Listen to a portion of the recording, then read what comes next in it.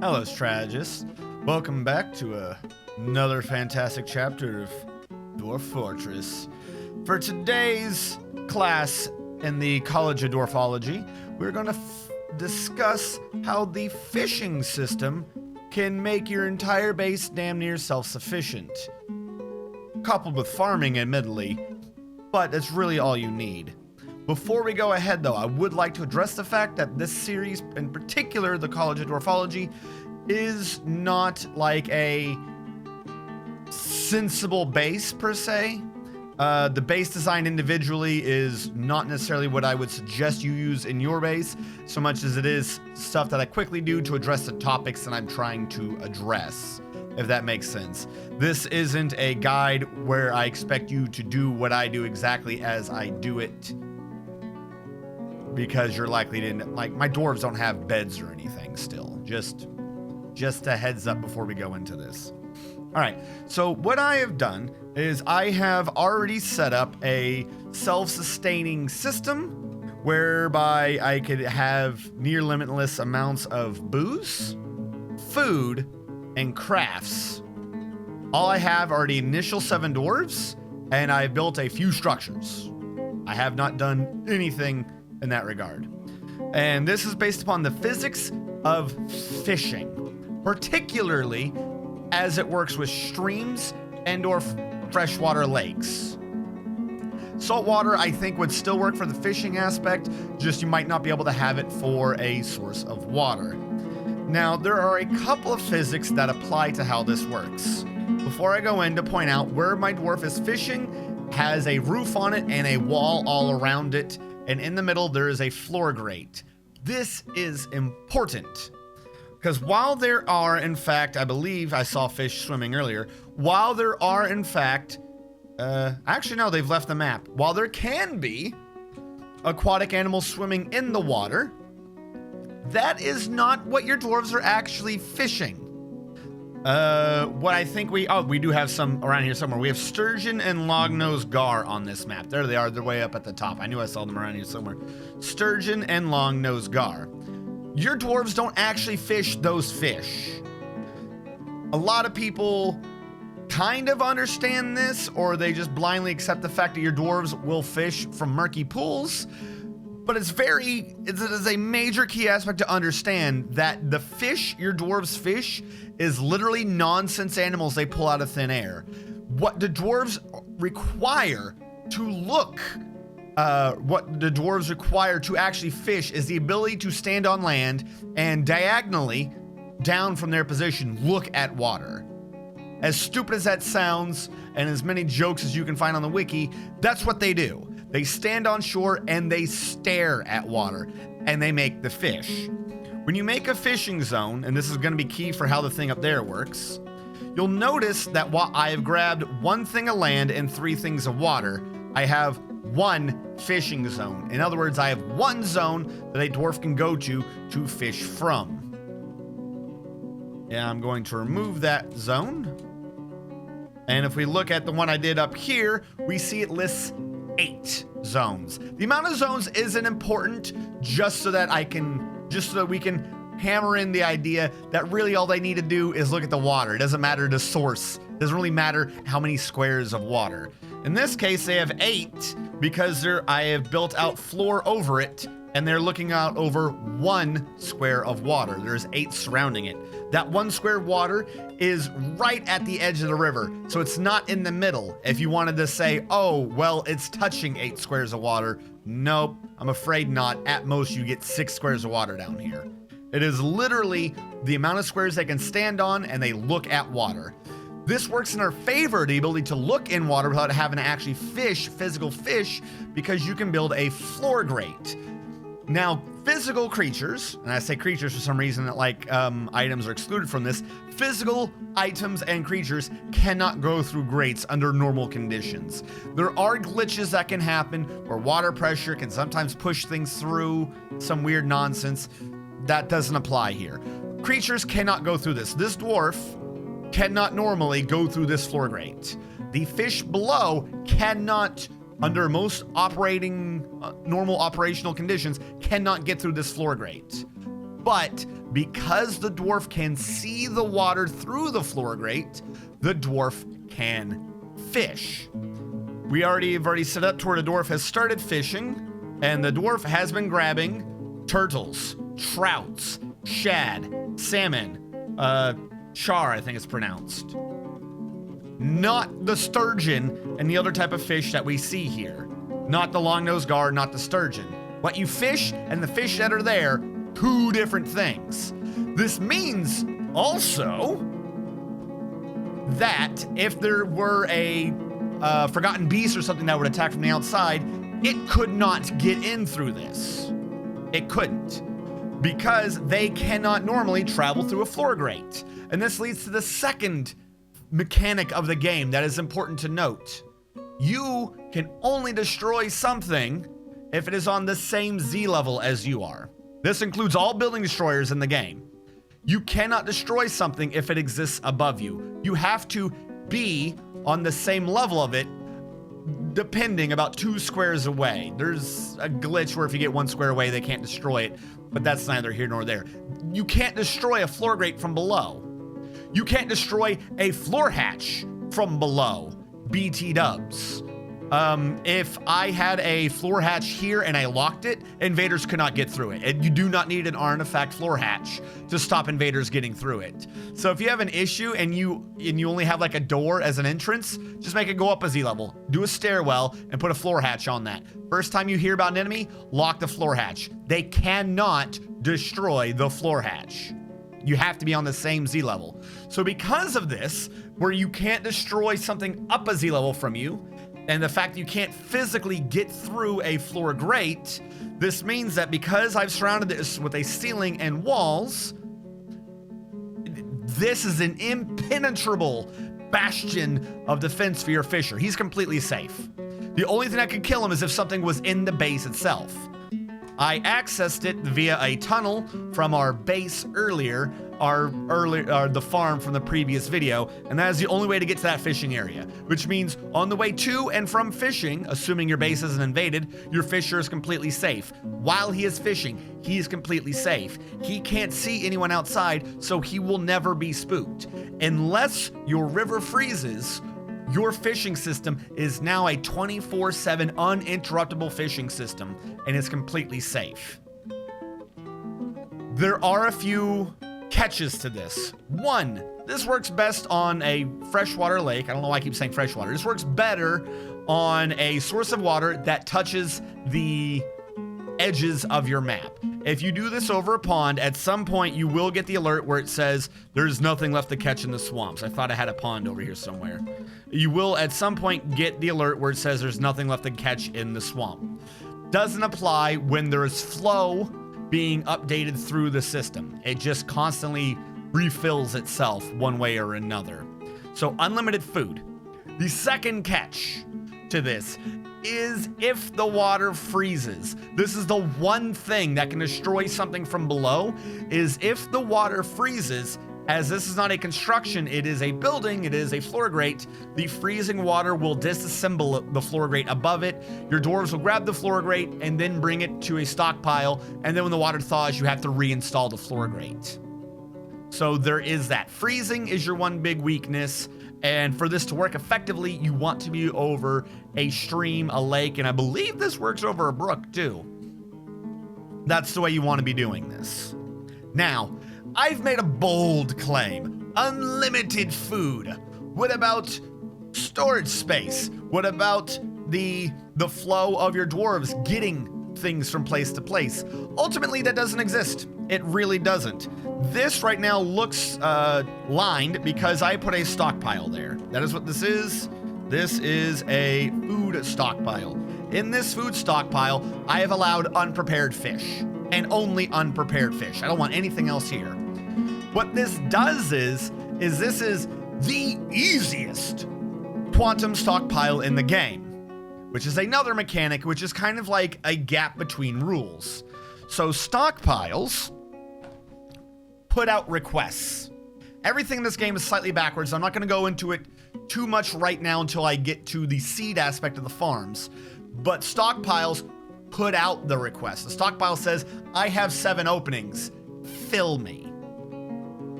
What it does not do, though, is it does not say fill me from something that has a stockpile. If there is a stockpile that has unprepared fish, and there's an unprepared fish in it, that unprepared fish is immune to the other stockpile's requests, unless you have something like take from stockpile. So what this does is, when he fishes and he generates a fish out of nowhere, and he's just like, oh, that was a fantastic fish, and he dumps it, and he just dumps it on the ground. Once it's on the ground, it's in the stockpile, because the square it's on is an unprepared fish stockpile.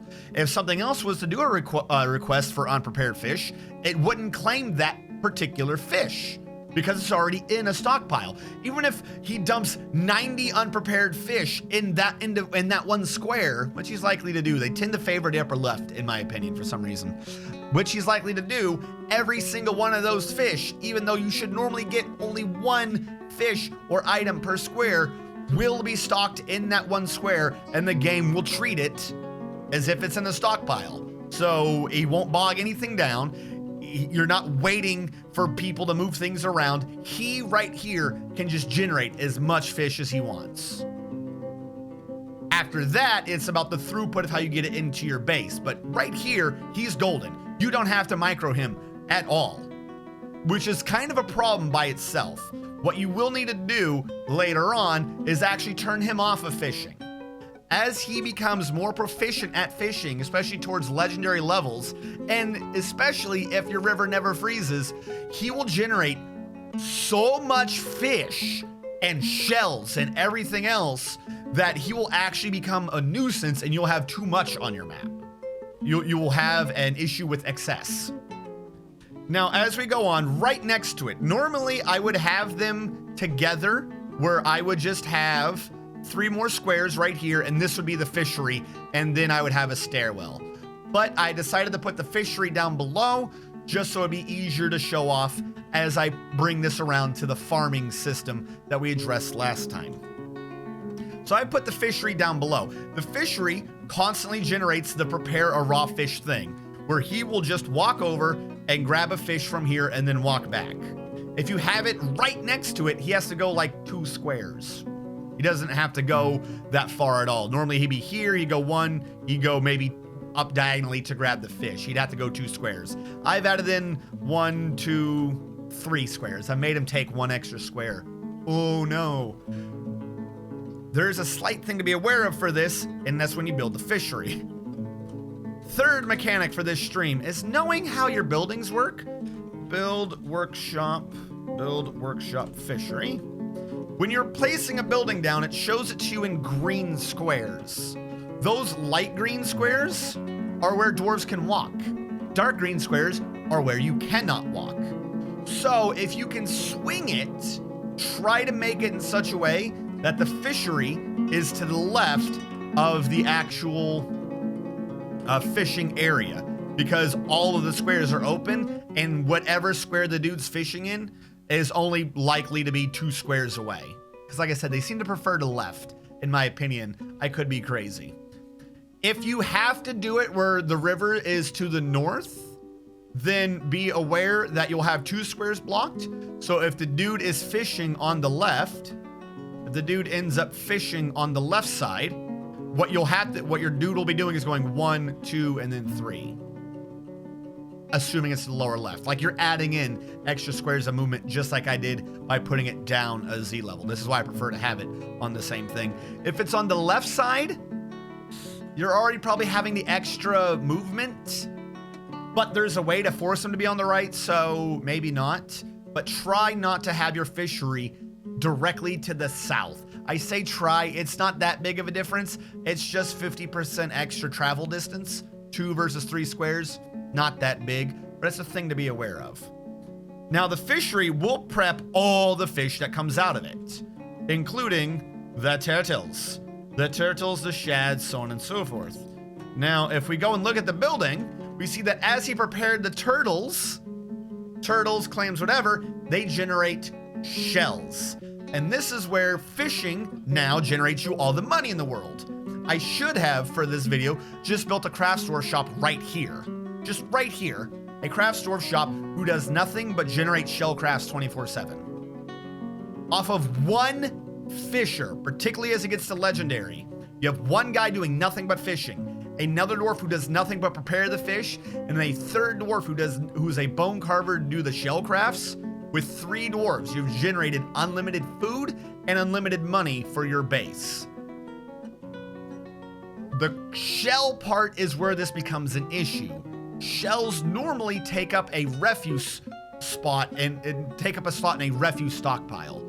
So if you aren't careful enough to separate out your refuse from bones and shells, the shells from the fisher could end up oversaturating your refuse stockpile, and your dwarves will stop bringing dead bodies to your refuse stockpile. So if you are doing this, make sure when you do a refuse pile, you have a separate one for shells than you do from bones, corpses, and meat, because the shells are just going to completely take over your refuse. As you only need one legendary fisher is way more than an entire base of 120 dwarves will ever need. One. If you want to be fancy for some reason, in case like, oh, he's sleeping, and or hey, you know, I have a river that freezes so I don't get to fish 24/7, 2. That's it. You don't need more. Now, if that's taking up all of the food, the fishing's taking up all the food, it's not the greatest for their happiness, but they will be fed. If fishing's taking up all the food, what do I even need the farm for? Like, why did you address the farming system in the last college video? Because the farming system is your booze. All of my plants in my bases, again, this is not the happiest dwarves, this is just well-off dwarves. All of the farms that do food in my bases, I devote to booze. That's why I have one be above ground and one be a below ground. Plump helmets for plants, and then something above ground for fruit, not to mention clothing. So what I always have near the farm is a still and a stockpile for plants, namely food type plants. Whatever plant that I'm trying to grow for clothing, I throw that in a different stockpile entirely, just so we don't end up taking up space from each other.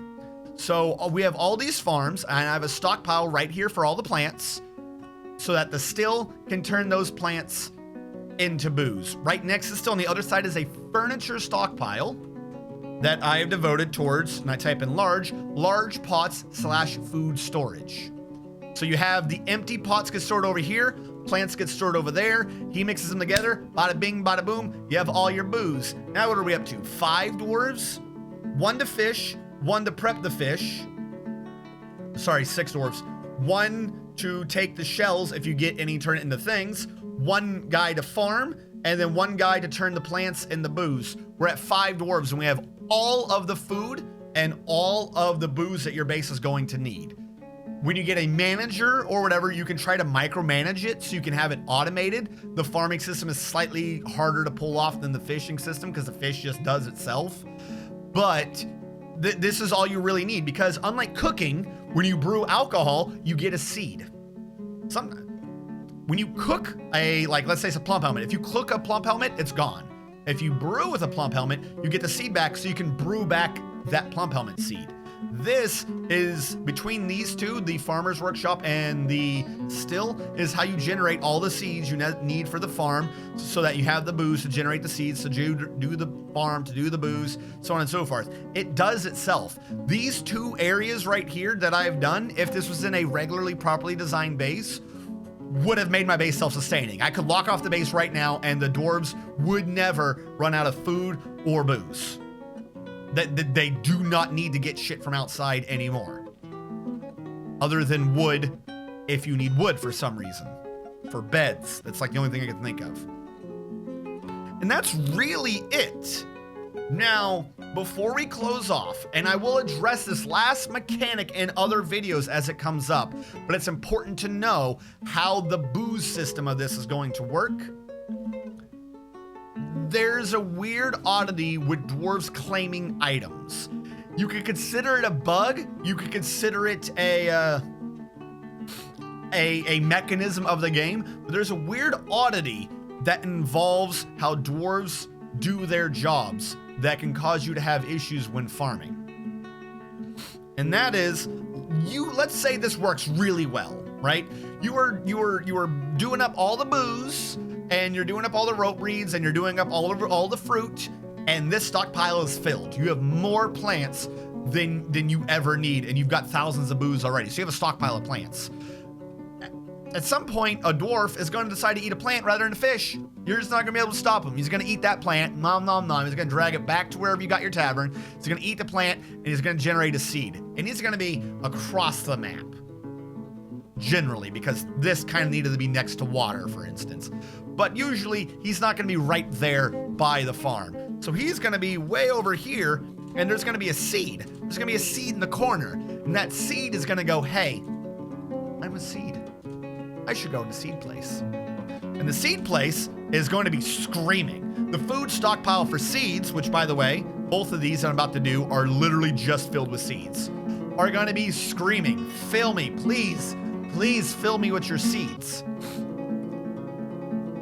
Seeds get stored in bags, and bags get stored in barrels. So if everything were to be compressed down to a barrel, I like how this barrel doesn't even have shit in it because it hates me. If everything were to get stored into a barrel where one barrel has a couple bags and a couple bags have a bunch of seeds, I want to put a plump helmet seed in the plump helmet bag, and the plump helmet bag is inside a barrel. How does this work? I tell you how it works. That dwarf all the way across the map psychically calls dibs on the entire barrel. And until he gets to that barrel, he will not allow anyone else to use anything involving that barrel, including any other bag in that barrel, including any other seed in any other bag in that barrel. So if you have one seed stockpile, or you have one food stockpile, and you happen to have a barrel that has the seeds in it, if one dwarf is traveling to put a seed back, your farmer cannot access that barrel to get the seed. So what you will do is you'll get alerts saying there are no more seeds to plant.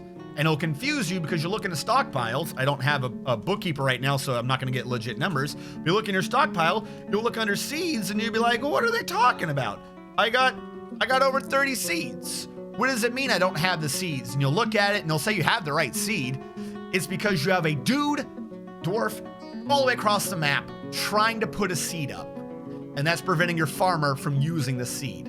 So what we need to do is you need to separate out essentially the input of the seeds versus the output of the seeds. So what you do, or what I've got here, is two stockpiles. Both allow seeds. The one on the left, the stockpile on the left, will take from anywhere, as a normal stockpile does. Which basically says, this is a stockpile that screams to the whole map, fill me with seeds, please. The stockpile to the right of it only screams at the stockpile to the left of it, because it says we'll take from links only, and it takes from the food stockpile to the left. By doing it in this way, this stockpile is the one that gets locked down. It says, hey, put a seed in me, and the dwarf walks to this pile. But when a seed goes here, this stockpile says, hey, why don't you put that seed in me? The seed goes from here to here, very short distance, and the barrels are hardly ever claimed. The entire travel time that you save of the dwarf going from wherever he is in the map to this left stockpile, this barrel is still freed up for the farmer to use the bag that's normally in the barrel so we can get the seed that's in that bag. So you reduce the downtime of an entire barrel from however many squares of travel down to like 2 or 3. You greatly reduce the amount of time that you've locked down part of your stockpile. So more often than not, you've removed that alert. Like, I would be hard pressed to see, especially if you have lots of barrels with lots of seeds in them, you'd be hard pressed to see the dwarf have that complaint ever again. Just doing this weird 2-step process. This one takes from anywhere, but does not allow barrels. This one will only take from this stockpile, but does allow barrels. And you're good. The one thing to be aware of, though, is no matter what, you need a bag. You cannot put a seed directly in a barrel. And that's all there is to it. You have one fisher, You have one farmer. You have one fish cleaner. You have one guide to brew. You have one bone crafter if you have shells. And then you have one dwarf with a farming skill so he can process plants to turn these rope reeds in this case into thread and cloth so you can make clothing. With, what are we at, 5? With one more dwarf to take that thread and cloth and turn it into clothing, you've got unlimited clothes. So in this small microcosm of an entire base, this is all you need. This stupid little tiny setup is all you need to do food, drink, and clothing for your entire base on repeat forever. And all it really takes is I need some rope seeds. I need some rope seeds and, I don't know, like sunberries or something that's on the surface that I could grow down here. Plump helmets, I'm assuming you have. And that's it. That's really all there is to food, booze, and clothing in your base. Leather is easier to work with, but you have to butcher animals. You have to do ranching. There is slightly longer time on the rope reeds, but you end up with a big enough farm. You end up with plenty of rope reeds growing. You end up with a stockpile. I'm trying to think if that's it. Yeah, no, that's basically it. For this video, at the very least, that's basically it. Again, hopefully I didn't end up rambling too far. At some point, there will probably be an actual video of me going through making my own base, putting these into practice, but I'd rather get these topics out direct and easy to the point before I start, getting into videos where I'm likely to ramble too much. But that brings this college class of Dwarfology to the close. If any of you found this educational, please give the video a thumbs up. If you found me educational, entertaining, give the channel a subscribe. And I am updating this playlist also on the Dwarf Fortress Reddit. So why don't you go on by to the Reddit, give that thing a little plus, so that anyone who stops by the Reddit but doesn't know about this channel knows where we are educating people. And that will bring us to a close. Thank you all so much for watching. I'll catch you guys next time.